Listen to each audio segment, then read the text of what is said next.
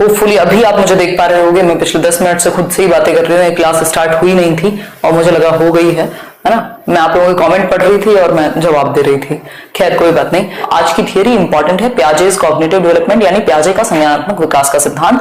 थोड़ा सा डिटेल में करेंगे इस थियरी को, ठीक है बात, कोई दिक्कत नहीं है, प्रैक्टिस भी करवा दो। प्रैक्टिस इस चैप्टर की हम करेंगे और देख लेंगे उसको, मैं बता दूंगी।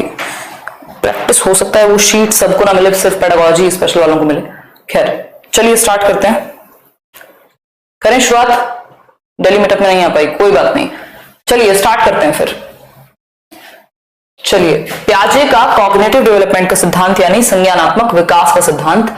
जीन पियाजे बहुत महत्वपूर्ण व्यक्ति हैं, ऐसा कोई एग्जाम नहीं है जहां इनकी थियोरी ना आती हो। पूरे सभी टीचिंग एग्जाम्स में बहुत ज्यादा महत्वपूर्ण एग्जाम वो कहेंगे हम थियोरी, ठीक है बात। तो अगर हम इनकी थियोरी की बात करें, किसकी, जीन पियाजे, ये आपको दिख रहे होंगे, 1890 में इनका जन्म हुआ है ना। और अगर हम बात करें तो ये एक स्विस साइकोलॉजिस्ट, स्विस का मतलब यहां है कि स्विट्जरलैंड के थे, स्विट्जरलैंड के थे। अब यहां पे मैटर नहीं करता, बट आपको पता होगा 4 चीजें एक्स्ट्रा, तो आपको याद रहती हैं चीजें, ठीक है बात। ओपन करेंगे एडमिशन सीडीपी स्पेशल बैच में, टेंशन ना लो, ठीक। अगर हम बात करें पियाजे की, तो पियाजे एक स्विस साइकोलॉजिस्ट थे, यानी स्विट्जरलैंड के एक मनोवैज्ञानी थे। इन्होंने बायोलॉजी में भी, एक बायोलॉजिस्ट भी थे ये कह सकते हैं, बायोलॉजी में भी इन्होंने काम किया, इन्होंने फिलॉसफी में भी काम किया, है ना।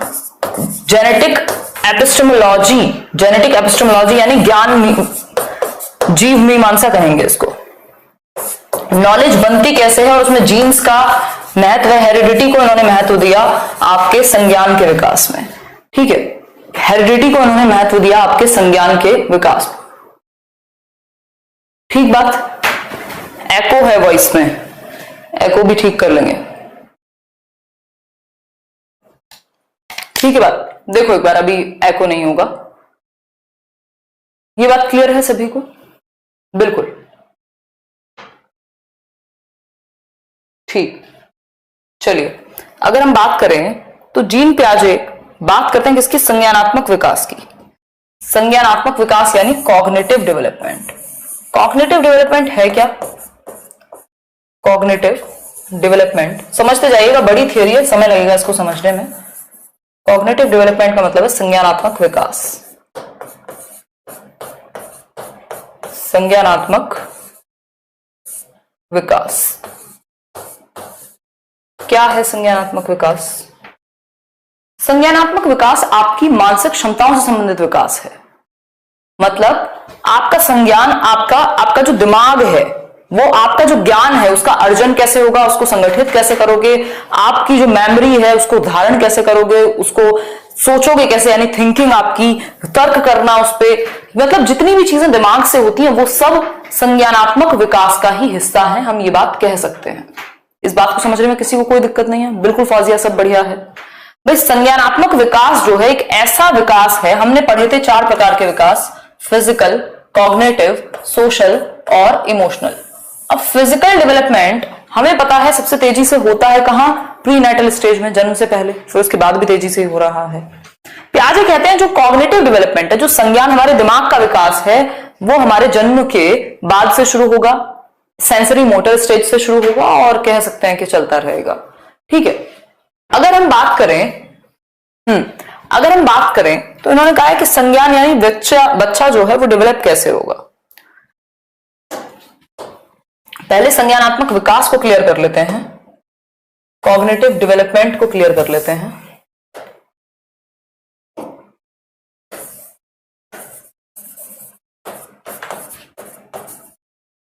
देख पा रहे होगे, है ना, cognitive development. What is cognitive development, या फिर अगर मैं कहूं कॉग्निशन क्या है, संज्ञान क्या है, जिसकी सहायता से आप अपने ज्ञान का अर्जन कर रहे हैं, ज्ञान या संज्ञान आप कह सकते हैं, जिसमें आपकी मानसिक क्षमताएं सारी इन्वॉल्व हैं।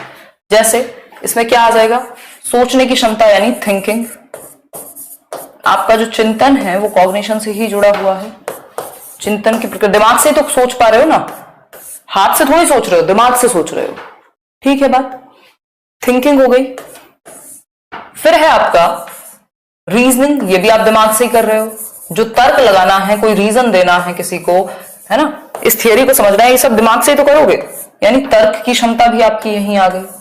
और क्या चीजें आ सकती है? लैंग्वेज यानी भाषा, जो भाषा है वो भी दिमाग से ही जुड़ी हुई है ना। आप जिस दिन परेशान होते हैं, आप हकलाने लगते हैं या कोई और दिक्कत होने लगती है, क्या है? भाषा भी आपके संज्ञान से, आपके दिमाग से जुड़ी हुई है।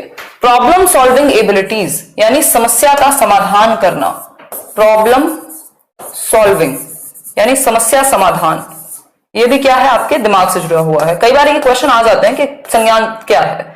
समस्या समाधान, ये भी आपके दिमाग से ही जुड़ा हुआ है, इसमें भी कोई दौराह है ही नहीं। ठीक, आपकी अटेंशन, क्या चीज? अटेंशन। अटेंशन मतलब आपका अवधान, ध्यान आपका जाता कहां है, कहीं आप ध्यान देंगे तो वो दिमाग से ही तो ध्यान होगा ना कहीं पे, अवधान, नहीं तो आप फिजिकली तो बैठे रह सकते हैं कहीं भी। परसेप्शन होता है आप अपने दिमाग में, अपने सेंसेस के थ्रू क्या एक इंफॉर्मेशन लेकर के जा रहे हैं जिससे एक परसेप्शन क्रिएट हो। अनुभूति कहते हैं इसको हम हिंदी में, अनुभूति। इट्स नॉट विभूति, ये है अनुभूति। ठीक, ये जितनी भी चीजें हैं, चीजों को याद रख पाना यानी रिमेंबरिंग कह लीजिए आप, वो सब आपके दिमाग, आपके संज्ञान से ही जुड़ी हुई है। रिमेंबरिंग, है ना, मेमोरी, ये सारी चीजें अनगिनत चीजें हैं जो दिमाग से जुड़ी हुई हैं, और जो चीज दिमाग से जुड़ी हुई है वो आपके संज्ञान से जुड़ी हुई है। जितनी बेहतर ये चीजें होंगी, बेसिकली जितना बेहतर आपका संज्ञानात्मक विकास होगा, जितना बेहतर, बहुत बढ़िया अभिजीत, जितना बेहतर आपका संज्ञानात्मक विकास होगा उतनी बेहतर बाकी चीजें होंगी, चाहे वो अटेंशन हो आपकी, चाहे वो मेमोरी हो, चाहे वो लैंग्वेज हो, चाहे वो रीजनिंग हो, चाहे वो प्रॉब्लम सॉल्विंग हो, चाहे वो थिंकिंग हो। भाई जिसका थिंकिंग का स्तर अच्छा है, दैट मीन्स उसका कॉग्निशन भी अच्छा है। ठीक, गौरव, बिल्कुल बहुत अच्छी बात है। तो कॉग्निटिव डेवलपमेंट क्या दर्शाता है? कॉग्निटिव डेवलपमेंट वो प्रक्रिया है जिसके माध्यम से हम नॉलेज को स्टोर कर पा रहे हैं, नॉलेज को प्राप्त कर पा रहे हैं, रिसीव कर पा रहे हैं नॉलेज को, इवन कंस्ट्रक्ट कर पा रहे हैं नॉलेज को। ये सारी प्रक्रिया क्या है? कॉग्निटिव डेवलपमेंट से जुड़ी हुई है। ठीक, ये सब प्रक्रियाएं कॉग्निटिव डेवलपमेंट से जुड़ी हुई हैं, जिसके माध्यम से हम ज्ञान का सृजन कर पा रहे हैं, ज्ञान का निर्माण कर पा रहे हैं, नॉलेज को कंस्ट्रक्ट कर पा रहे हैं। किसके माध्यम से? अपने कॉग्निशन, अपने संज्ञान के माध्यम से, जिसमें ये इतनी सारी एबिलिटीज हैं कि हम सोच पाते हैं, हम याद रख पाते हैं, हम स्मृति जिसको हम कह रहे हैं, मेमोरी, वो कितनी अच्छी है बुरी है, परसेप्शन हम बना पाते हैं अपना, रीजनिंग यानी तर्क कर पाते हैं, भाषा का इस्तेमाल कर पा रहे हैं, प्रॉब्लम सॉल्विंग, किसी भी समस्या का समाधान भी तो दिमाग से ही कर रहे हैं ना, अटेंशन हमारी किस हद तक किसी जगह पर रुक पाती है, ये सब कहां से जुड़ी हुई है? Thinking, reasoning, language, attention, perception, memory, ये सब आपके संज्ञानात्मक विकास से जुड़ी हुई हैं। ये सारे पक्ष, आप नॉलेज को इकट्ठा करना, उसको सृजन करना, उसका समझ पा रहे हो बात को? बिल्कुल समझ पा रहे हो। एडमिशन ओपन जल्दी कर देंगे। यहां तक की बात सबको क्लियर हो तो बताओ, तभी मैं आगे चलूंगी, क्योंकि बिल्कुल धीरे चलेंगे, कोई दिक्कत वाली बात ही नहीं है, समझते हुए चलेंगे चीजों को। ये बात क्लियर है सभी को?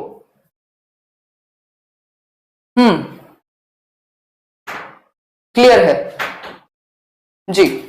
हिंदी में भी बात वही है, लिखा हुआ है मैंने, संज्ञान वो प्रक्रिया है जिसके माध्यम से हम अपने ज्ञान का सृजन कर रहे हैं, या जो हमें अपने ज्ञान के सृजन करने में मदद कर रही है, या ज्ञान को संज्ञान से आप जोड़ सकते हो, जिसकी वजह से चीजों को आप जान पाते हो। नोइंग, अंडरस्टैंडिंग, ये सारी चीजें कहां हैं? ये आपके संज्ञान से जुड़ी हुई है। ठीक, संज्ञान और इमोशंस आपस में जुड़े हुए हैं, कॉग्निशन और इमोशंस, वो एक डिफरेंट ही टॉपिक है जो आप सीटेट में कभी पढ़े होंगे। ठीक है बात। अब हम बात करते हैं कि प्याजे जो हैं वो क्या बात कर रहे हैं। देखो, संज्ञानात्मक विकास के बारे में बहुत लोग बात कर रहे हैं, प्याजे क्या कह रहे हैं? प्याजे एक ऐसे व्यक्ति हैं, जीन प्याजे, जिनको हम किसकी कैटेगरी में रख रहे हैं?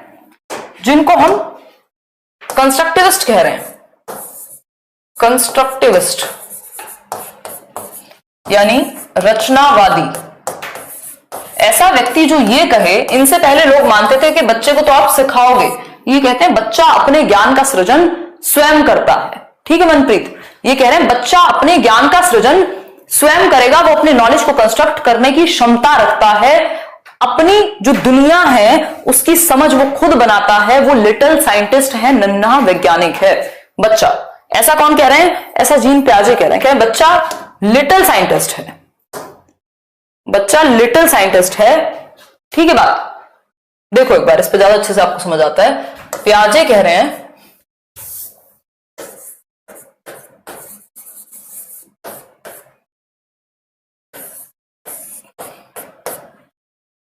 children are active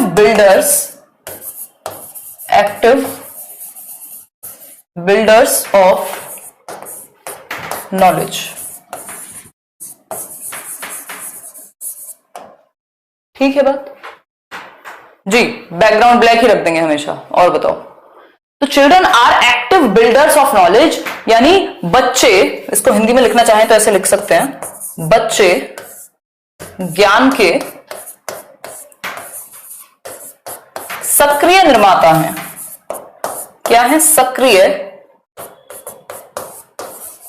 निर्माता हैं, सक्रिय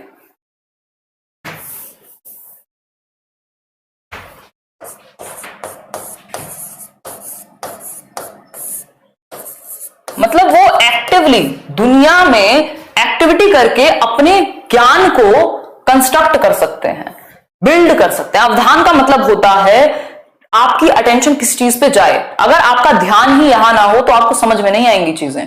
मतलब अटेंशन, आपके जो सेंसेस हैं वो एक टाइम पे कितना फोकस कर पा रहे हैं कहीं और। ठीक है बात? ओके रितु, ये बात क्लियर है। Children are active builders of knowledge. अब आपके इस कोर्स में कोई ऑब्स्ट्रक्शन आने भी नहीं वाला, अब बहुत दबा करके कोर्स चलेगा ये। ठीक, अगर हम बात करें children are active builders of knowledge, यानी बच्चे ज्ञान के सक्रिय निर्माता हैं, ऐसा पियाजे कह रहे हैं। दूसरी भाषा में ये कह रहे हैं चिल्ड्रन आर लिटिल साइंटिस्ट, यानी नन्हे वैज्ञानिक हैं वो। लिटिल साइंटिस्ट, नन्हे वैज्ञानिक हैं। नन्हे वैज्ञानिक क्या करेंगे? वैज्ञानिक क्या करेगा? वैज्ञानिक करते हैं डिस्कवरी, खोज करते हैं, वो खोज करते हैं एक्टिविटी करके, एक्सपेरिमेंट करके। मतलब बच्चा क्या करेगा? एक्टिविटी करेगा, यानी एक्टिविटी करके, एक्सपेरिमेंट करके दुनिया की समझ बनाएगा, प्रयोग करके। ठीक है बात? इतनी बात सभी को क्लियर है या नहीं है? जी आरती, ये बात क्लियर है? Children are active builders of knowledge, और बच्चे जो हैं, बच्चे ज्ञान के सक्रिय निर्माता हैं, वो एक्टिवली कंस्ट्रक्ट कर रहे हैं, ठीक, नॉलेज को। इनसे पहले लोग कह रहे थे बच्चा तो खाली बर्तन है, भर दो उसके अंदर ज्ञान, बट पियाजे कह रहे हैं वो खुद बना लेगा, बस उसको आप क्या दो? एनवायरमेंट दो, और उसके अंदर वो हेरिडिटरी जो क्षमता है, जो उसको अपने जीन्स से, आनुवंशिकता से मिली है, उसके थ्रू वो अपने ज्ञान का निर्माण कर लेगा। इन्होंने 4 चीजों पे महत्व दिया है। किन 4 चीजों की आवश्यकता है ज्ञान के निर्माण के लिए, उस पर हम अभी चर्चा करेंगे, है ना? उस पर हम क्या करेंगे? चर्चा करेंगे। समझ पा रहे हो बात को?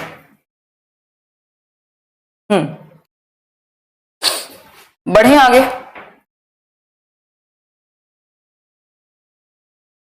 चलिए,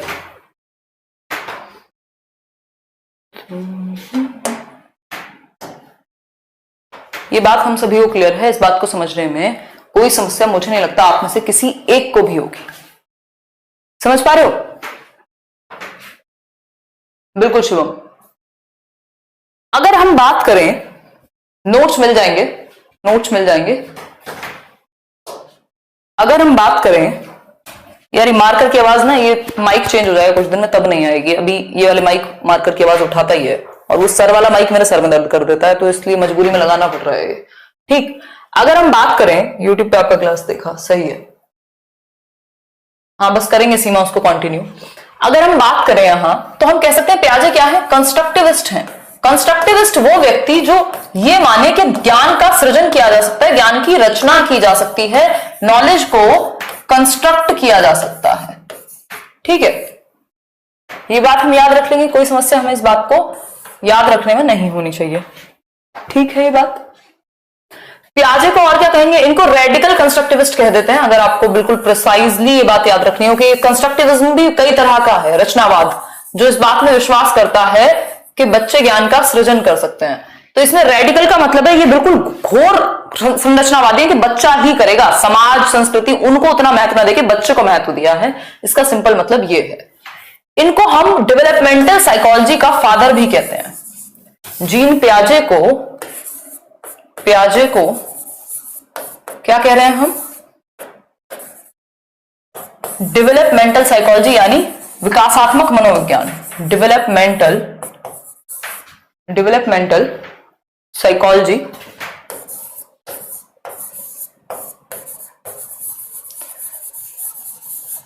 यानी विकासात्मक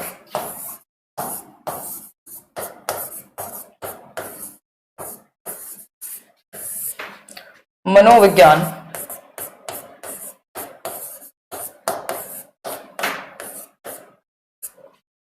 का जनक कहेंगे इनको। विकासात्मक मनोविज्ञान का जनक कहेंगे इनको, ठीक है, यानी फादर ऑफ। अच्छा प्राप्ति, हंस लेंगे भाई यार, एनर्जी लेवल कुछ दिन से ऐसे ही चल रहा है, ठीक हो जाएगा। अभी बहुत दिन बाद फिर से पढ़ाना कंटिन्यू किया है, बहुत दिन तो नहीं बट हाँ कुछ दिन हो गए। डेवलपमेंटल साइकोलॉजी यानी विकासात्मक मनोविज्ञान का जनक, यानी फादर कहेंगे किसका? डेवलपमेंटल साइकोलॉजी का। डेवलपमेंटल साइकोलॉजी है क्या? हमने बात की थी, एक होता है चाइल्ड डेवलपमेंट यानी बाल विकास। बाल विकास किसकी बात करेगा? बाल विकास बात करेगा कि बच्चे के जो कॉन्सेप्शन पीरियड है, जो गर्भाधान है, गर्भ से एडोलेसेंस यानी किशोरावस्था तक स्टडी कौन करेगा? चाइल्ड डेवलपमेंट करेगा, बाल विकास करेगा। लेकिन डेवलपमेंटल साइकोलॉजी की यदि हम बात करें तो डेवलपमेंटल साइकोलॉजी एक ऐसी चीज है जो इस बात में विश्वास करती है कि जो गर्भाधान है उससे बुढ़ापे तक, बिल्कुल ओल्ड एज तक आप क्या करें? स्टडी करें। तो developmental psychology studies a child, studies a person और चाइल्ड और ऑर्गेनिज्म, जो आप कहना चाहें, फ्रॉम कॉन्सेप्शन यानी गर्भाधान, कॉन्सेप्शन टू व्हाट? एडोलेसेंस यानी कॉन्सेप्शन टू ओल्ड एज, ठीक, कॉन्सेप्शन टू ओल्ड एज। जिनका भी आज फर्स्ट लाइव है बहुत ही ज्यादा खुश हो जाइए इस बात पे, क्योंकि हम आपको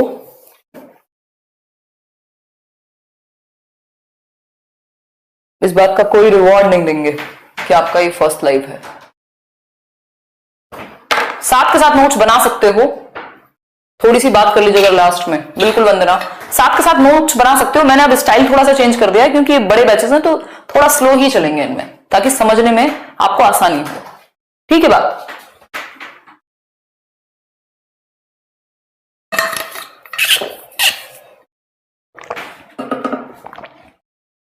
वत्सला पीपीटी पे भी पढ़ाएंगे बट कुछ कुछ चीजें तो एक्स्ट्रा जान लो, नेक्स्ट मीटअप करेंगे नेक्स्ट सीटेट के बाद, ठीक। तो रचनावाद की यदि हम बात करें तो पियाजे क्या है? डेवलपमेंटल साइकोलॉजी के फादर हैं, यानी जनक हैं विकासात्मक मनोविज्ञान के, ठीक। चाइल्ड डेवलपमेंट और डेवलपमेंटल साइकोलॉजी में एक बेसिक सा डिफरेंस, मैंने डेवलपमेंट का चैप्टर जब पेडागोजी स्पेशल बैच में कराया था तब बहुत डिटेल में ये बात बताई थी कि जो चाइल्ड डेवलपमेंट है यानी बाल विकास है, सॉरी ओ गॉड, अच्छा योगेश, चाइल्ड डेवलपमेंट यानी बाल विकास स्टडी करेगा बच्चे को कब से कब तक? कॉन्सेप्शन यानी गर्भाधान, प्रेगनेंसी से, कॉन्सेप्शन पीरियड से कॉन्सेप्शन टू एडोलसेंस यानी किशोरावस्था 18-20 साल तक, हद से हद, ठीक।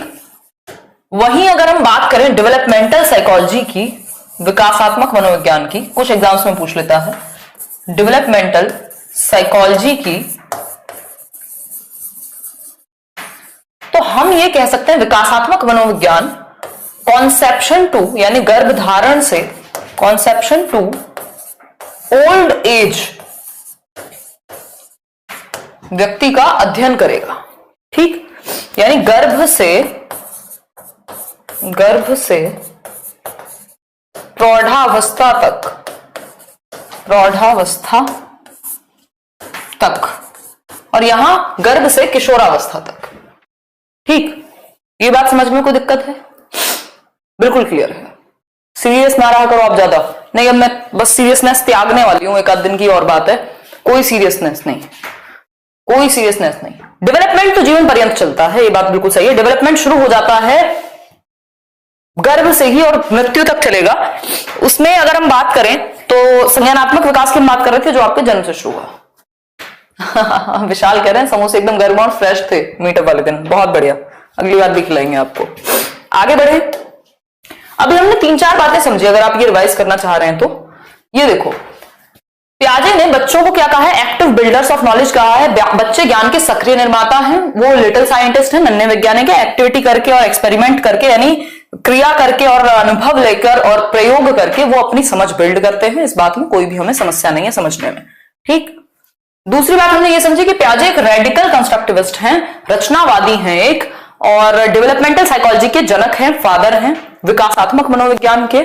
और ये विकासात्मक मनोविज्ञान कॉन्सेप्शन से गर्भ से बुढ़ापे तक, गर्भ से आपकी जो ओल्ड एज है, ओल्ड एज का मतलब है प्रौढ़ावस्था तक स्टडी करेगा बच्चे को।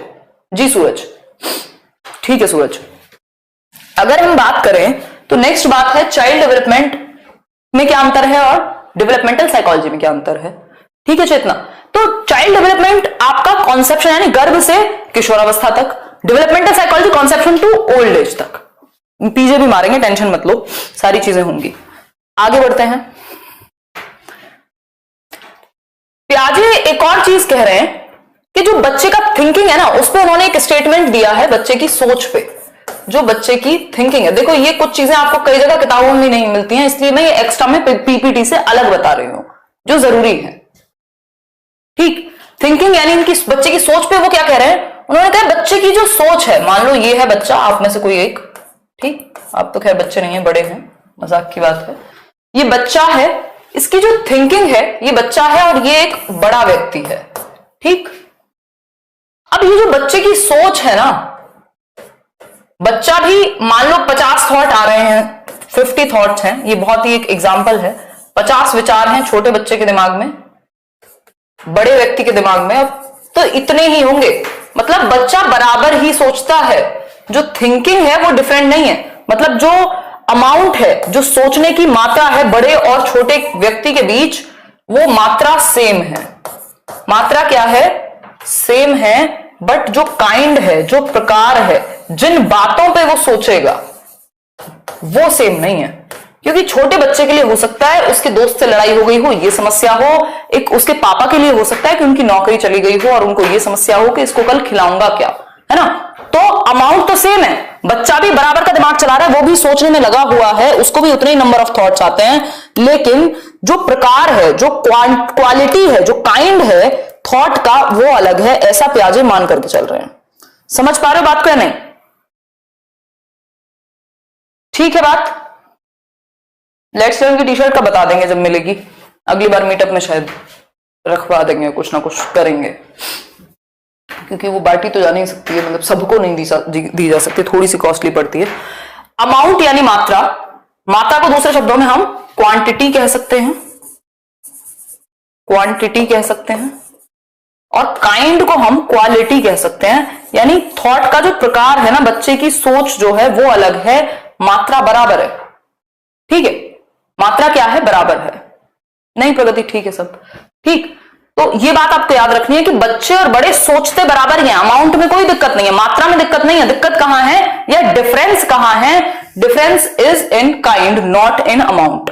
तो डिफरेंट है बच्चे की सोच बड़ों की सोच से, डिफरेंट है किस में?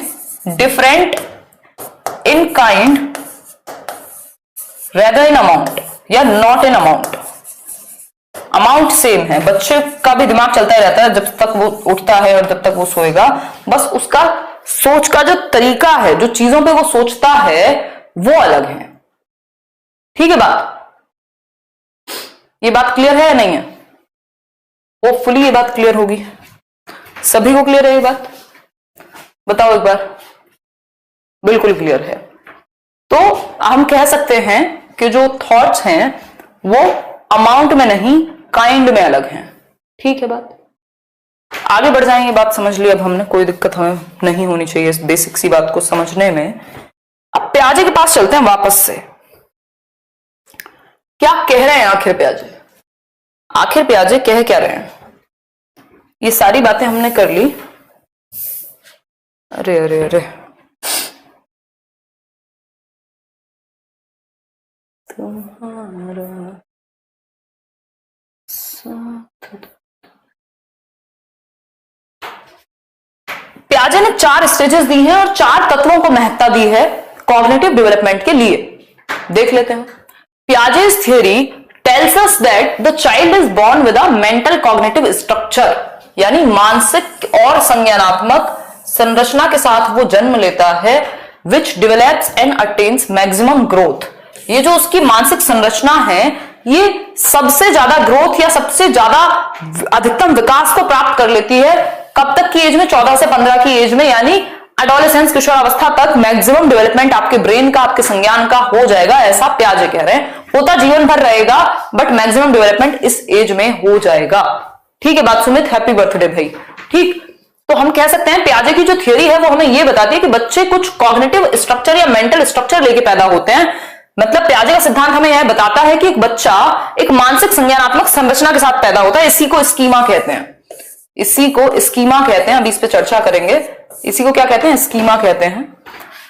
जो 14 या 15 साल की उम्र में अधिकतम विकास को प्राप्त कर लेता है। ये जो मानसिक संरचना है, जो मेंटल एबिलिटीज है, जो मेंटल क्या है, स्ट्रक्चर है, वो लेकर के पैदा हुआ है बच्चा, बट उसको डेवलप होने में टाइम लगेगा और 14-15 की उम्र तक वो एकदम मैक्सिमम पोटेंशियल तक अपने पहुंच जाएगा। ठीक है बात, ये बात तो बिल्कुल सही है, इसमें कोई समस्या वाली बात ही नहीं है। ये बात हमें बिल्कुल क्लियरली समझ में आ गई है ना। तो एक और चीज मैंने आपको भी बताई थी, इस चीज को हल्का से सॉल्व करो, फिर हम आएंगे इसी बात पे, स्कीमा को समझेंगे। क्वेश्चन है अकॉर्डिंग टू प्याजे, यानी प्याजे के अनुसार। वैसे तो मैं पूरी शीट दूंगी आपको, पेडागोजी स्पेशल वालों को दूंगी, जो बाकी बैचेस के लोग हैं वो प्रैक्टिस करेंगे किसी भी बुक से या मेरे किसी वीडियो से यूट्यूब पे। ठीक, अकॉर्डिंग टू प्याजे children's thinking differs in dash from adults than in dash. But questions practice करा दूंगी, शीट बेशक ना मिले। भाई प्याजे कहते हैं कि जो बच्चों की थिंकिंग है वो डिफरेंट है। डिफर्स इन किसमें? काइंड में, यानी प्रकार अलग है। देन इन अमाउंट, यानी अमाउंट की जगह, मात्रा की जगह प्रकार अलग है। ठीक, तो प्रकार अलग है मात्रा से, ये कह सकते हैं हम। ठीक, सोच में अंतर होता है प्रकार में वयस्कों की तुलना में मात्रा में। ये थोड़ा सा हिंदी में इसका ट्रांसलेशन गड़बड़ है, तो इसको इंग्लिश में समझ लीजिएगा। ठीक है, आगे बढ़ेंगे। हम बात कर रहे थे मेंटल स्ट्रक्चर की, यानी स्कीमा की हम बात कर रहे थे। स्कीमा की हम बात कर रहे थे, स्कीमा को समझेंगे। ये 4 चीजें हैं जिनको प्याजे महत्व देते हैं संज्ञानात्मक विकास के लिए। ठीक है, एक बार पहले हम समझेंगे स्कीमा को, तब हम आगे बढ़ेंगे। स्कीमा को समझेंगे। स्कीमा क्या कहता है देख लेते हैं एक बार। What is schema? शायद आपने अलग अलग एग्जाम में ये वर्ड देखा ही होगा, और अगर आपने सीटेट में अच्छे से पढ़ाई की है तब भी आपको ये वर्ड पता होगा कि स्कीमा होता क्या है। अच्छा हेमा, ठीक है जी, आ गई है राहुल। आपके मीटअप में आ नहीं पाई, कोई बात नहीं, अगली बार मिलेगा। हाँ, कोई कह रहा है हमें शीट नहीं मिलेगी, ये तो बहुत नाइंसाफी है। यार बैच का फर्क है इसमें ना, बैच का फर्क है इसमें। कोई दिक्कत नहीं, मैं क्वेश्चन फिर भी कराऊंगी, क्योंकि क्लास मर्ज होकर चल रही है। नहीं तो मैं आपको ये बात भी नहीं कहती, क्योंकि आपका बैच क्रैश कोर्स है, वो 5 महीने नहीं चल सकता, उसमें बाकी सब्जेक्ट भी हैं। Pedagogy specialist for pedagogy only, तो वहां थोड़ा सा डीप हो जाती हैं चीजें। ठीक है बात, देखिए स्कीमा इज व्हाट, इसको हम हिंदी में स्कीमा ही लिखेंगे। इसका प्लूरल शब्द कई लोग इसके मेटा कह देते हैं, बट उसकी आपको जरूरत नहीं है जानने की। स्कीमा की यदि हम बात करें तो स्कीमा एक मेंटल स्ट्रक्चर है, मेंटल स्ट्रक्चर है, यानी मानसिक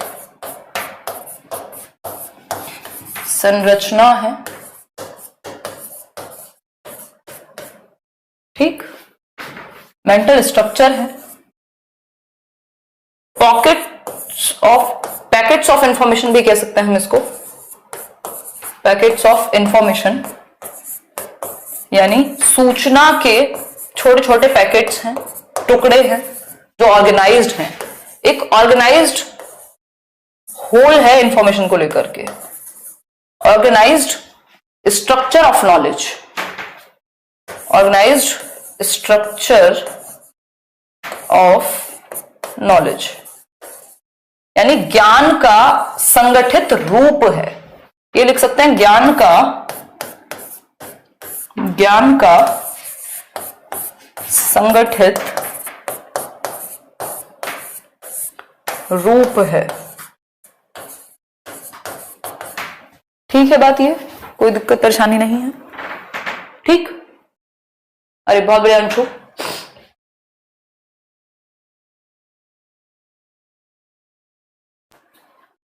जी मिल जाएगी फौजिया, रुक जाओ कुछ दिन बता दूंगी।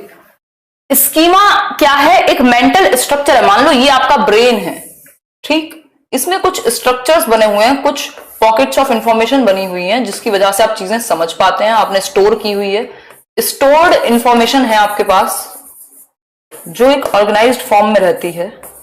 स्टोर्ड इंफॉर्मेशन या नॉलेज, आप जो कहना चाहें इसको, बेसिकली ये क्या है? बिल्ड होते रहते हैं, आप इनको डेवलप करते हैं स्कीमा को अपने। एक ऑर्गेनाइज्ड स्ट्रक्चर है जिसकी वजह से आप शायद मुझे पहचान पा रहे हैं क्योंकि आपके स्कीमा में हिमांशी नाम की एक चिप लगी हुई है, एक चीज लगी हुई है जिसकी वजह से आप उसको पहचान पा रहे हैं। ठीक, तो स्कीमा क्या है? आपके मेंटल स्ट्रक्चर्स, मानसिक संरचनाएं हैं, भावना है ना, मानसिक संरचनाएं हैं जो आपके दिमाग में फिट हैं। आप इस पेन को पहचान पा रहे हैं क्योंकि ये आपके दिमाग में फिटेड है, आपके स्कीमा में ये है। आपको पता है हमारे देश के प्रधानमंत्री कौन है क्योंकि आपके दिमाग में एक पीएम का स्कीमा है, प्रधानमंत्री का या प्राइम मिनिस्टर का, जिसकी वजह से आपको कई सारे प्राइम मिनिस्टर आपके उस स्कीमा में स्टोर्ड होंगे जो प्राइम मिनिस्टर का स्कीमा है। इसी तरीके से अलग अलग चीजों का स्कीमा हो सकता है। ये ऑर्गेनाइज्ड जितना होगा, जितना संगठित होगा, उतनी अच्छी आपकी नॉलेज होगी। आप तुरंत से जवाब दे पाएंगे, तुरंत से चीजों को समझ पाएंगे क्योंकि आपके दिमाग में ऑर्गेनाइज्ड फॉर्म है। आपको पता है पियाजे ने 4 स्टेजेस दी हैं, 4 फैक्टर्स दिए हैं, उन्होंने ये कहा है इस स्टेज के बारे में। क्यों? क्योंकि आपके स्कीमा में सेट है। ये जो स्कीमा बिल्डिंग की प्रोसेस है ये जन्म से शुरू हो जाती है। बेसिकली शुरू तो हो ही जाती है, स्कीमा लेके भी हम कुछ पैदा होते हैं जन्म से। पढ़ना ये जन्म से है बच्चे में, उसके हाथ में आप कुछ रखो वो पकड़ लेगा तुरंत, ये जन्म से है ये स्कीमा। ग्रास्पिंग पकड़ना। कुछ रिफ्लेक्सेस भी होते हैं हमारे अंदर, ठीक है प्रियंका, कुछ रिफ्लेक्सेस होते हैं हमारे अंदर, जैसे आंखों का पलकों का झपकना, हमारे दिल की धड़कन अपने आप चलती है, ये सब क्या है? रिफ्लेक्सेस हैं। रूटिंग रिफ्लेक्स होता है एक, रूटिंग रिफ्लेक्स मैंने बताया था ये डेवलपमेंट वाले चैप्टर में। रूटिंग में क्या है? आप बच्चे के गाल को टच करोगे वो ऐसे ऐसे ऐसे करेगा, ऑटोमेटिकली है। ठीक, तो ग्रास्पिंग हुआ, सीइंग हुआ, देखना चीजों को, है ना, ये सब क्या है? ये कुछ स्कीमा होते हैं ब्रेन में 3 4 5। और उसके बाद हम सकिंग हो गया, बिल्कुल भाई चूसना, उसको दूध पीना तो आ ही जाता है ना, सकिंग हो गया। ठीक,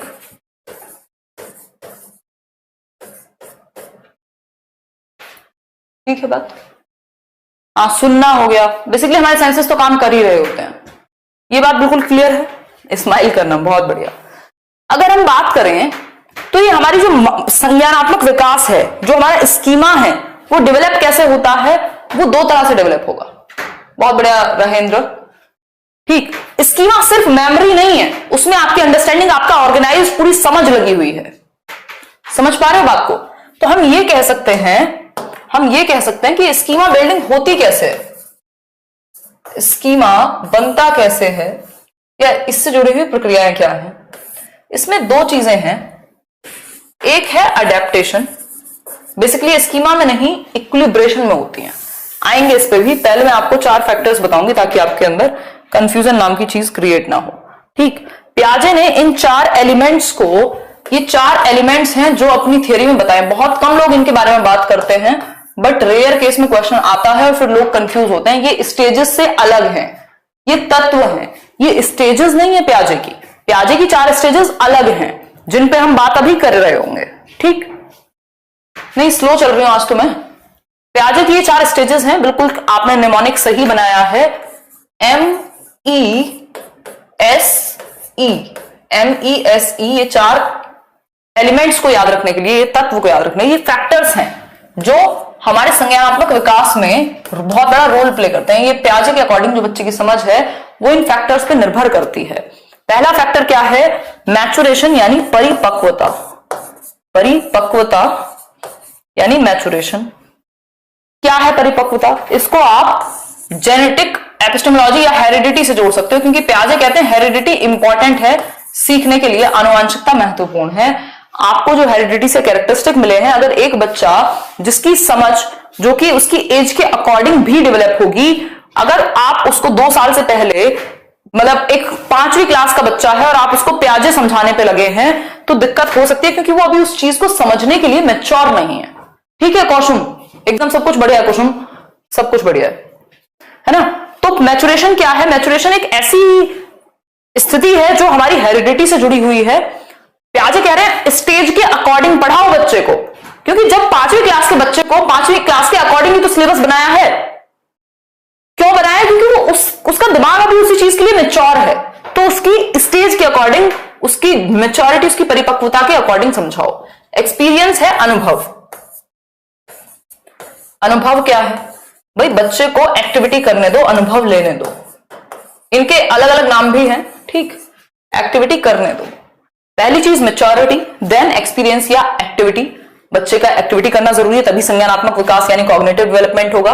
तीसरी एक चीज है सोशल इंटरेक्शन यानी सामाजिक अंतःक्रिया। सामाजिक अंतःक्रिया।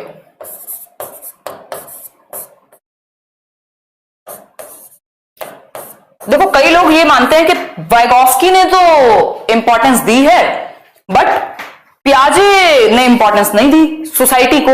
ऐसा नहीं है, प्याजे ने बहुत महत्व नहीं दिया, लेकिन शबीना उन्होंने महत्व दिया है कि अपने जो दुनिया है आसपास की, उससे वो इंटरेक्ट करेगा। मान लो मैं पेन चला रही थी और मैंने पेन खोल के देखा और ये काम नहीं कर रहा था, मैं छोटी हूं, मान लो 5 साल की, मैंने किसी को बुलाया, देखा किसी को करते हुए, कुछ हुआ, उससे बात की, मैंने अपने आसपास समाज में इंटरेक्ट किया, अपनी तो एक समझ बनाई ना मैंने। तो सोशल इंटरेक्शन भी इंपॉर्टेंट है, कम इंपॉर्टेंट है बट है। ये भी 4 फैक्टर्स में से एक है। फिर आता है इक्विलिब्रेशन यानी संतुलन की अवस्था। दिस इज इक्विलिब्रेशन, बहुत इंपॉर्टेंट है, सारी कहानी इसी के अंदर छिपी हुई है। वो जो एकोमोडेशन, एडेप्टेशन और एसिमिलेशन की आप बात करते हैं सोनल, वो इक्विलिब्रेशन के अंदर ही है। ठीक है बात, वो इक्विलिब्रेशन के अंदर ही है। आज लेट्स लर्न द क्लास हो भी सकती है, नहीं भी, बट एक इंटरव्यू जरूर मैं डाल दूंगी। जो सीटेट टॉपर रहे हैं इस बार, मैं एक बार एडिट करने बैठूंगी और कल से शायद क्लास आपकी वहां भी कंटिन्यू हो जाएगी। हो सकता है आज से भी हो जाए, है ना, दोनों ही बातें हैं। ठीक, तो इक्विलिब्रेशन यानी संतुलन। ये 4 चीजें क्लियर हो रही हैं या नहीं हो रही, ये बता दो। ये 4 चीजें क्लियर हो रही हो तो बताओ। एडमिशन ओपन बता दूंगी मैं, ऋतु पेडागोजी स्पेशल बैच का शायद जल्दी हो जाएगा। वो बैच वहीं से, जहां से चल रहा है वहीं से शुरू होगा। आपके टॉपिक जो रह गए वो घूम के फिर से शुरू हो जाएंगे। ठीक, मतलब वो लास्ट में कवर हो जाएंगे जितने टॉपिक छूट गए हैं। एडमिशन ओपन करेंगे। निमोनिक होता है छोटी फॉर्म, आपने छोटी फॉर्म बना ली, MESE। MESE का मतलब मैचुरेशन, एक्सपीरियंस, सोशल इंटरेक्शन और इक्विलिब्रेशन। इक्विलिब्रेशन कहते हैं संतुलन को।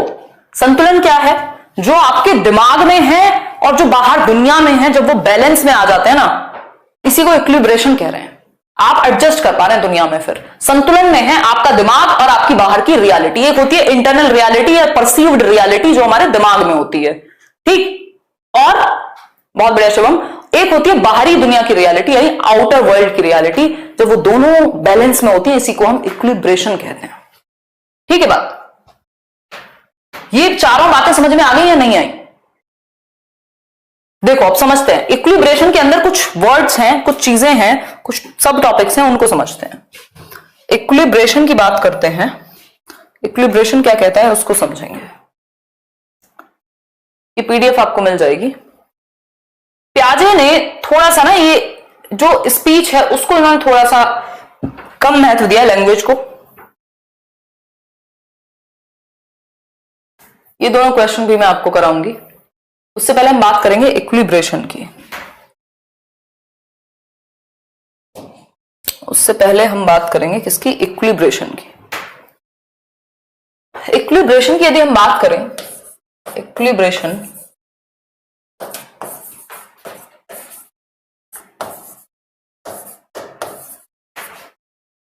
यानी संतुलन कह सकते हैं।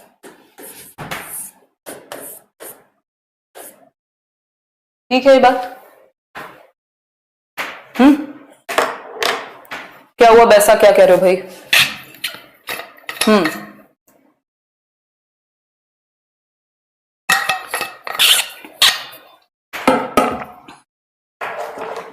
देखो, अगर हम बात करें इक्विलिब्रेशन की, तो इक्विलिब्रेशन इज समथिंग जिसमें दो प्रक्रियाएं हैं। एक प्रक्रिया है अडेप्टेशन की, जिसको अनुकूलन कहते हैं हिंदी में। हिंदी वाले दुखी मत हुआ करो, है ना, इसको हिंदी में कहते हैं अनुकूलन। ठीक है बात? और इंग्लिश में हम इसको क्या कहेंगे? इंग्लिश में हम इसको कहेंगे, इंग्लिश में तो अडेप्टेशन कहेंगे ही। दूसरी तरफ है ऑर्गेनाइजेशन, यानी संगठन। संगठन या संगठित करना। ये बात मेरे ख्याल में किसी को भी दिक्कत नहीं होगी। बहुत बड़ा शबीना, बताइए गायत्री क्या कह रहे हैं? ठीक, बहुत बढ़िया अंजू।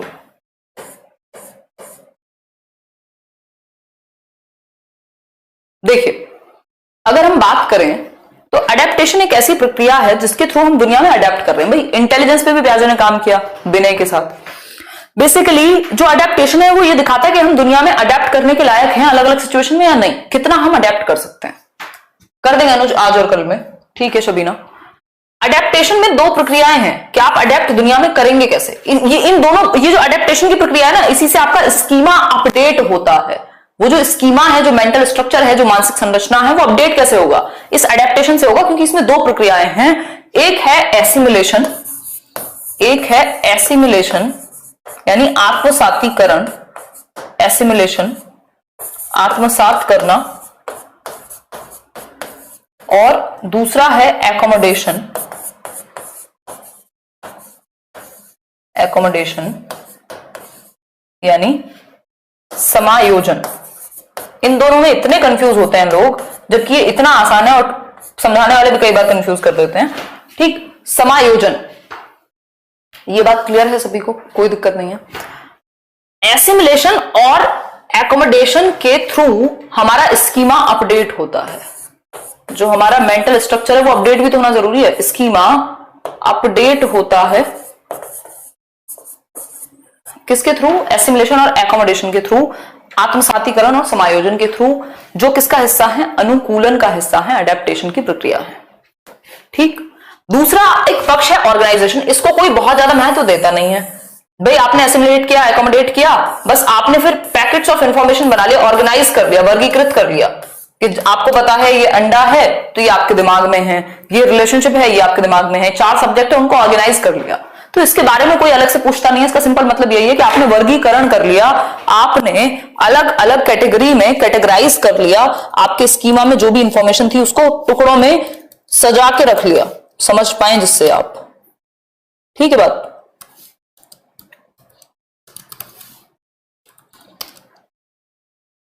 तुम तो बहुत बढ़िया प्रियंका, बहुत ही सुंदर, अति सुंदर, बहुत बढ़िया रूबी, ग्रेट, थैंक यू ऋतु। ठीक बात। कोई दर्द, कोई दुख, कोई बीमारी, कोई परेशानी हो तो बता दीजिए। इंग्लिश में प्रैक्टिस सेट कब आएगा मैं बता दूंगी, जल्दी आ जाएगा। हाँ, assimilation plus accommodation is adaptation, अनुकूलन। नो दुख, नो दर्द, नो समस्या।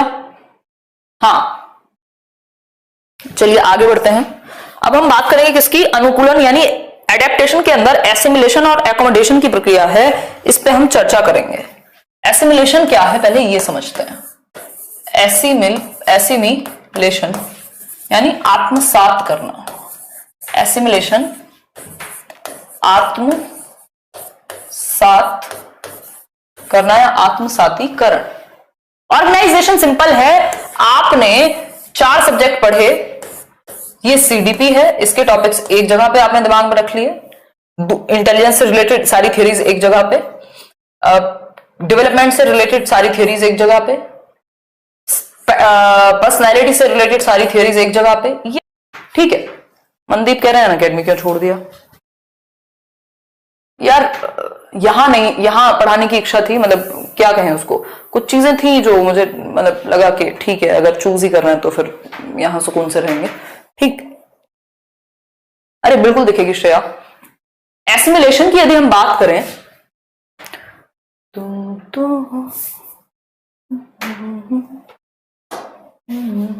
देखो, एसिमिलेशन की यदि हम बात करें, समझ लो अब, एसिमिलेशन होता है ऐड करना इंफॉर्मेशन को। ऐड किया आपने किसी भी न्यू इंफॉर्मेशन को, न्यू इन्फो को आपने क्या किया, ऐड कर लिया, मतलब जोड़ना। ठीक, अरे ठीक है रोहिताश, पूरा सॉन्ग सुना दें, पूरा सॉन्ग सुनाएंगे एक दिन। ये बड़ा मुश्किल सॉन्ग है यार, मेरी आवाज में इतना दम नहीं है कि पूरा सुना पाऊं। ये वो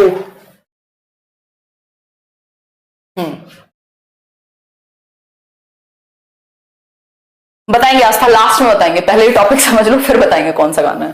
ठीक, लेट्स क्लास कर देंगे स्टार्ट आज या कल में, पक्का फॉर श्योर, कल से तो पक्का। एसिमिलेशन यानी ऐड करना इंफॉर्मेशन को। ये आपका ब्रेन है, ये आप हैं, और यहां प्याजे पढ़ रहे हैं आप। ठीक, अगर हम बात करें मनोज जी, अगर हम बात करें तो आपने ऐड कर लिया किसी इंफॉर्मेशन को। मान लो दाल चावल, ये क्वेश्चन शायद आपने सीटेट में भी देखा होगा, दाल चावल को मिक्स करके खाना सीखा है एक बच्ची सीता ने। ठीक, सीता एक बच्ची है जिसने दाल चावल मिक्स करके खाना सीखा है, और वो दाल चावल को मिक्स करती है और खा लेती है। हो सकता है आपने ऐसी बहुत सारी चीजें सीखी हो, मान लो आपने लिखना सीखा और आपने कुछ लिख दिया, ये क्या है, एसिमिलेट कर दिया, आपने ऐड कर लिया। आपने ऐड कर लिया अपने स्कीमा में किसी एक चीज को। आपको बताया गया कैट होती है ये बिल्ली, ये आपने ऐड कर लिया अपने स्कीमा में, आपको पता है ये कैट है।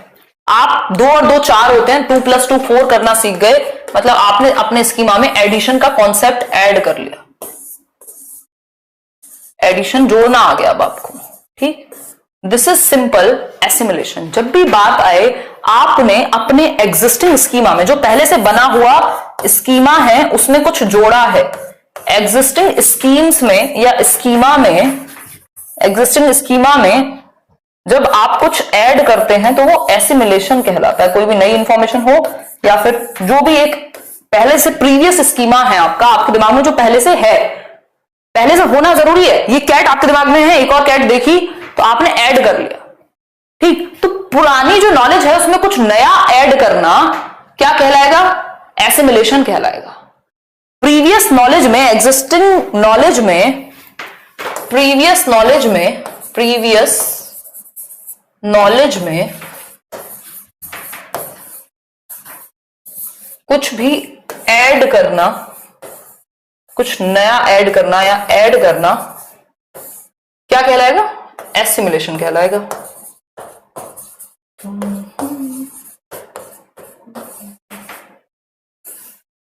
ठीक है बात, ये बात बिल्कुल क्लियर है। सिंपल वर्ड याद रखना है आपको, कुछ और सोचना ही नहीं है। डेली लगेगी अब तो क्लास, डेली लगेगी, डेली लगेगी। पढ़ाई पे ध्यान दे लो। एकोमोडेशन की बात करते हैं। एकोमोडेशन,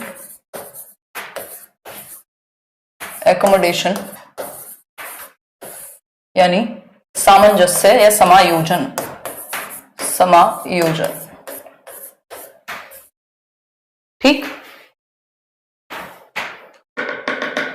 मेरा नाम नहीं लेती आरजू, बहुत दुख की बात है ये तो, बहुत बढ़िया है ना, थैंक यू शिखा। देखो एकोमोडेशन क्या है, जब आपको प्रीवियस स्कीमा में या तो करना पड़े परिवर्तन यानी चेंज, मैनिपुलेशन यानी इसको भी परिवर्तन ही कहेंगे, बस शब्द अलग है। मैनिपुलेशन, इंग्लिश में ये वर्ड्स याद रखिएगा, मैनिपुलेशन। एकोमोडेट करना पड़े, चेंज करना पड़े, मैनिपुलेट करना पड़े, और देखो फिट करना पड़े कुछ नया, तो वो अगर फिट कर रहे हो कुछ नया एग्जिस्टिंग स्कीमा में तो वो एसिमिलेशन है। लेकिन जब आप पुराने स्कीमा को परिवर्तित करो, उसमें चेंज लाओ, उसमें मैनिपुलेट करो, उसमें एडजस्ट करो किसी चीज को, तब ये क्या कहलाएगा? ये एकोमोडेशन कहलाएगा। फॉर एग्जाम्पल, वहां आपको पता था कि ये एक कैट थी, पता नहीं ये कैसी कैट है, बट मान लेते हैं ये एक चूहा है, मान लो ये कैट है, ठीक। अब ये जो कैट है, अनुराधा जी दिख रहे हैं आपके कमेंट, कैट आपके प्रीवियस स्कीमा में है, आपने एसिमिलेट किया हुआ है, आपने क्या किया हुआ है? एसिमिलेट किया हुआ है, आत्मसात किया हुआ है कि ये दिस इज अ कैट। क्या है? ये कैट है। ये बात तो क्लियर है। लेकिन हाँ, बिल्कुल मॉडिफिकेशन जैसे वर्ड्स भी आप यहां लिख सकते हो, मॉडिफाई करना पुराने स्कीमा को या फिर नया स्कीमा बनाना, ठीक। ये वर्ड्स जहां भी दिखेंगे आप जाएंगे एकोमोडेशन की तरफ, ठीक। अब ये कैट है, ये आपने एसिमिलेट किया हुआ था, ये आपने अपने स्कीमा में ऐड किया हुआ था। जब आपको एडिट करना पड़ेगा तो एकोमोडेशन हो जाएगा। हालांकि एडिट तो आप नहीं, भेद नहीं करते हैं वीरेंद्र, ठीक। एडिट तो आप एसिमिलेशन में भी कर रहे हैं, जोड़ तो रहे ही है ना। अब आपने किसी दिन एक डॉग को देखा और आपने पाया कि इसके भी 4 पैर हैं। किसी ने आपको बताया, हाँ रेक्टिफाई भी लिख सकते हो, किसी ने आपको बताया था कि जो बिल्ली होती है ना, वो उसके 4 पैर होते हैं, एक पूंछ होती है, एक मुंह होता है और ऐसी सी दिखती है। आप जानते थे ये तो बिल्ली है, ऐड कर लिया आपने, ठीक। डॉग की यदि हम बात करें, आपने एक दिन डॉग को देखा, आपने कहा ये तो बड़ी बिल्ली है, इसके भी 4 पैर हैं, इसकी भी एक पूंछ है, इसका भी एक मुंह है। लेकिन किसी ने आपको बताया कि अरे इसको बिल्ली नहीं कहते, ये डॉग है। अब आपके दिमाग में इंबैलेंस क्रिएट हो गया, अब आपके दिमाग में डिसइक्विलिब्रियम क्रिएट हो गया, ठीक। बिल्कुल बिल्कुल बिल्कुल। तो हम कह सकते हैं कि जो डॉग है, इसने आपके दिमाग में, अब आपको एसिमिलेट करने से काम नहीं चलेगा, अब आपका बैलेंस क्रिएट हो, कंफ्यूजन आ गई, तो अब आपको एकोमोडेट करना पड़ेगा, अपने पुराने स्कीमा को चेंज करना पड़ेगा, मॉडिफाई करना पड़ेगा, रेक्टिफाई करना पड़ेगा। अब आप क्या करेंगे? एकोमोडेट करेंगे, अपने पुराने स्कीमा में परिवर्तन करेंगे, या तो नया स्कीमा बनाएंगे या पुराने को ही चेंज करके ठीक कर लेंगे। तो ये एकोमोडेशन है। समझ पा रहे हो बात को या नहीं? फॉर एग्जाम्पल, एक और एग्जाम्पल ले लेते हैं रेणुका भाई। पहले क्या था, पहले क्या अभी भी ऐसा ही है, पता नहीं मेरे ईयरफोन्स तो बचे ही नहीं है दुनिया में, मैं दिखा भी देती आपको। ये एग्जाम्पल मैंने पहले भी लिया है, चलो एक नॉर्मल एग्जाम्पल ले लेते हैं। पहले घड़ी आती थी जिसमें चाबी भरी जाती थी और वो ऐसे टिक टिक करके चलती थी पूरी प्रॉपर सुई के साथ। आजकल बैंड आ गए हैं। पहली घड़ी का मतलब था वैसी ही होगी, गोल होगी, उसमें ऐसे ऐसे करके वो चलेगी। अभी डिजिटल वॉच आ गई, वो आपने एसिमुलेट किया हुआ था। जब पुराना व्यक्ति 90 साल का इस तरह की वॉच को देखता है तो उसको लगता है ये क्या चीज है, या बैंड, स्पेशली वॉच तो चलो एक बार को फिर भी वो सोच ले वॉच होगी, वो जो बैंड है वो है क्या। एक और बहुत अच्छा एग्जांपल, पहले ईयरफोन्स आते थे क्या, अभी भी आते हैं, तार वाले, कान में लगाने वाले ईयरफोन्स तार वाले आते हैं, बहुत सारे लोग यूज कर रहे होंगे अभी ये क्लास को सुनने के लिए। वो उन्होंने एसिमुलेट किया हुआ है कि ईयरफोन्स होते हैं जिनमें 2 कान में लगते हैं और वो उस फोन में लगेंगे पीछे और वो चल जाएंगे, आवाज आएगी। अभी नए जमाने में ईयरफोन्स आ गए ऐसे, बिल्कुल पता नहीं देख भी पा रहे हो कि नहीं, है ना, ऐसे आ गए बिल्कुल छोटू से। तो अभी आप इनको कान में लगा के घूम रहे हो, तो लिटरली जो इंसान टेक्नोलॉजी से बहुत ज्यादा अवगत नहीं है या बहुत ज्यादा दूर है, मैं आपको रियल एग्जांपल देती हूँ। मेरी मौसी है और हमारी फैमिली में शायद मौसी ही हैं जो, मतलब वो बड़ी भी हैं सबसे, बहुत सारे बहन भाई हैं मम्मी के, तो वो एजुकेटेड नहीं है, एजुकेटेड कहना गलत होगा, लिटरेट नहीं है, बहुत ज्यादा बेसिक लिटरेसी है। तो कुछ टाइम पहले, 1-2 साल पहले की बात है, जब दूसरे वाले एयरपॉड्स आते थे तो उन्होंने से पूछा लिटरली कि इसका तार कहां है। मतलब उनको ये लगा ही नहीं कि बिना तार का ईयरफोन होता होगा। दैट मीन्स उनका जो एसिमुलेशन था, उन्होंने जो ऐड किया था अपनी नॉलेज में ईयरफोन्स को, वो क्या था, वो ये था कि तार होता है इसमें और तब ये तार कनेक्ट करेगा फोन से और तब जाके ये चलेगा। लेकिन अब क्या हुआ, अब उन्होंने देखा कि यार ये कान तो लगाया हुआ है, ठीक है, लेकिन ये तार नहीं है, इसका तार कहां है, या ये है क्या फिर। अब उनको ये समझने के लिए कि अब टेक्नोलॉजी ऐसी हो गई है, अपने नॉलेज को, अपने स्कीमा को एकोमोडेट करना पड़ेगा, उसमें समायोजन करना पड़ेगा, उसमें परिवर्तन लाना पड़ेगा या फिर नया स्कीमा बनाना पड़ेगा।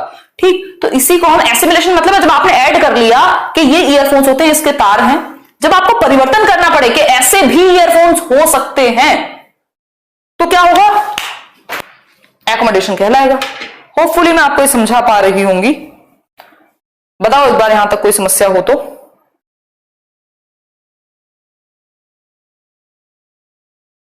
एक मिनट रुको।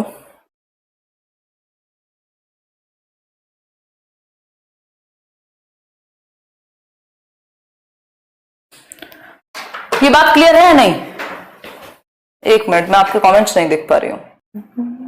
क्लियर है शबाना, बहुत बढ़िया। ठीक, तो जब वो गड़बड़ा जाए चीज जो आपने ऐड की थी, वो एसिमिलेशन। भाई एक बच्चों को आपने बताया हुआ था ये चिड़िया है जो उड़ती है, मतलब बर्ड है, एसिमिलेट कर लिया उसने अगली बार एरोप्लेन को उड़ते हुए देखा और कहा अरे ये कैसी बर्ड है, आपने बताया ये बर्ड नहीं है, ये एरोप्लेन है, इसका कॉन्सेप्ट समझाया, तो वो एकोमोडेट करेगा, परिवर्तन करेगा अपने दिमाग में। ठीक है, अब इससे रिलेटेड एक लास्ट कॉन्सेप्ट में जो आपके साथ डिस्कस कर लेती हूँ। कल हम ये स्टेजेस करेंगे प्याजे की, उससे पहले आप आज की जितनी भी कहानी हमने समझी उसको समझ लीजिएगा। देखो सबसे पहले होता है आपने किसी चीज को ऐड किया, ये मैं आपको चार्ट के थ्रू ही समझा देती हूँ, आसानी रहेगी। देखो इन दोनों को भी अभी समझेंगे। ये एक चार्ट है, आप देख पा रहे हैं ये चार्ट,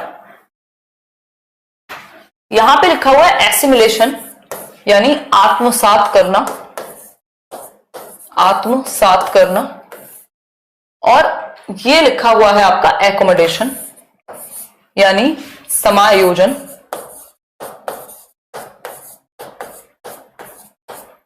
ठीक, अगर मैं बात करूं तो एसिमिलेशन है जब आपने ऐड किया किसी चीज को, जैसे वो चिड़िया का, बर्ड का कॉन्सेप्ट है, आपने ऐड किया, एसिमिलेट कर लिया, कोई दिक्कत नहीं है, कोई भी दिक्कत नहीं है। ठीक, अगर मैं बात करूं यहां तो जब आपने कोई चीज एसिमिलेट कर लिया, आपने आत्मसात कर लिया, आपको पता है ये बर्ड है और आपने बाहर देखा कि ये बर्ड है, तो आपके दिमाग में इक्विलिब्रेशन हुआ, संतुलन बना कि जो आपको बताया गया था बर्ड है और आपने बाहर देखी दुनिया में, तो वो इक्विलिब्रेशन बना, यानी दिमाग में जो है और बाहर जो है वो बैलेंस की स्थिति में है। ठीक, लेकिन आपने एक नई सिचुएशन देखी, एरोप्लेन को देखा और आपको समझ नहीं आया जब किसी ने कहा कि ये बर्ड नहीं है, तो आपके दिमाग में क्या होगा? डिसइक्विलिब्रियम, इम्बैलेंस क्रिएट हो गया, असंतुलन बन गया कि अच्छा ये बर्ड नहीं तो फिर ये है क्या आखिर। फिर जब तक आप उसको ठीक नहीं करेंगे, आप उसको समायोजित नहीं कर लेंगे, एकोमोडेट नहीं कर लेंगे, तब तक कहानी बनेगी नहीं, तब तक आप इक्विलिब्रेशन में नहीं आएंगे। इस पूरी प्रक्रिया को, इस एसिमिलेशन और एकोमोडेशन को, इस एसिमिलेशन और एकोमोडेशन को, इस एसिमिलेशन और एकोमोडेशन की कंप्लीट प्रोसेस को ही हम क्या कह रहे हैं? अडेप्टेशन कह रहे हैं, अनुकूलन कह रहे हैं। हम अपने एनवायरनमेंट में ऐसे तो अडेप्ट करते हैं, या तो हम नई चीजें ऐड करते हैं या तो हम पुरानी चीजों में परिवर्तन करते हैं। ये बात क्लियर है सभी को? भाई एकोमोडेशन मतलब एडजस्ट करना है या नया क्रिएट करो उसको, तो अडेप्टेशन, क्लियर हो गई बात? तब तक बेचैन रहोगे, तब तक डिसइक्विलिब्रियम में रहोगे, तब तक वो एडजस्ट नहीं कर लोगे, उसको मॉडिफाई नहीं कर लोगे, या उससे नया क्रिएट नहीं कर लोगे।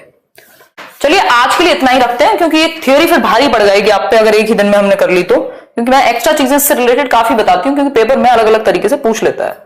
ठीक, 2 क्वेश्चन और कर लेते हैं। ये कल 4 स्टेजेस हैं प्याजे की, यहां तक की कहानी रिवाइज कर लीजिएगा। ये 4 स्टेजेस हैं प्याजे की जो हम कल करने वाले हैं। इससे पहले ये 2 क्वेश्चन और देख जाओ ताकि कंफ्यूजन ना रहे। In the context of language development, हालांकि ये चैप्टर ये जो कहानी है लैंग्वेज डेवलपमेंट की, कल आएगी जब हम ईगो सेंट्रिक स्पीच पढ़ेंगे। ये देखो, थोड़ा धीरे धीरे ही पढ़ने की समझ। गीत बता तो दिया आस्था, गीत है, क्या कहते हैं उसको, गीत कौन सा? ये दर असल, दर असल है ना, और बोल है उसके, नहीं बोल कहते हैं, क्या कहते हैं, आवाज, आवाज है आतिफ असलम की, ऐसे बजता था ना पहले रेडियो पे, है ना। कैसी कैसी बातें करते हो, हाँ, दर और सल या दरअसल लिखते हैं, मतलब बोल देना आ जाएगा गूगल पे। चलो, in the context of language development which of the following areas was under estimated by प्याजे।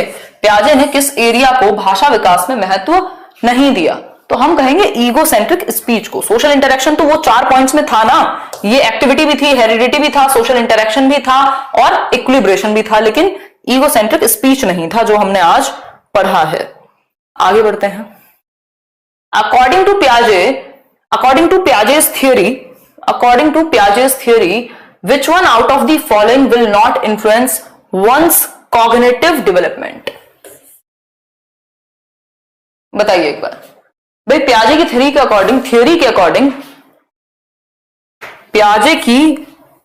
According यार सोशल इंटरेक्शन की बात वाइगॉस्की करते हैं ज्यादा, लेकिन इसका मतलब ये नहीं है कि वाइगॉस्की जो पियाजे हैं वो सोशल इंटरेक्शन को बिल्कुल सर से नकार रहे हैं, वो बात कहना गलत होगा, है ना।